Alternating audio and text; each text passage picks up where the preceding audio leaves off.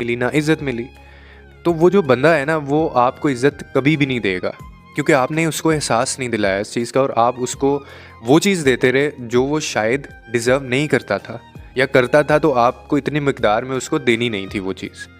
अब वो चीज़ वहाँ पे देगा, वो मोहब्बत ऐसे बंदे को देगा, वो इज़्ज़त ऐसे बंदे की करेगा जो उसकी इज़्ज़त ना करता हो, जो उससे मोहब्बत ना करता हो, या फिर उसके पीछे भागेगा। ऐसे जो लोग होते हैं ना, ये डिज़र्व ही नहीं करते आपको। ये आपकी मोहब्बतों को, आपके टाइम को और आपको डिज़र्व ही नहीं करते। आप गलत बंदों को अपना आप सौंप देते हैं। और इन लोगों के बारे में सिर्फ़ एक बात कहूँगा, हमेशा याद रखना कि ये तुम्हारी ज़िंदगी में आएँगे, मीठी-मीठी बातें करेंगे, प्यार का एहसास दिलाएँगे, बहुत टाइम देंगे, शुरू में आपको बहुत स्पेशल फ़ील करवाएँगे और बाद में आपको ये मरता हुआ छोड़ जाएँगे। नज़र ही नहीं आएँगे, बिल्कुल गायब हो जाएँगे आपकी आपको ब्लॉक कर देंगे हर जगह से।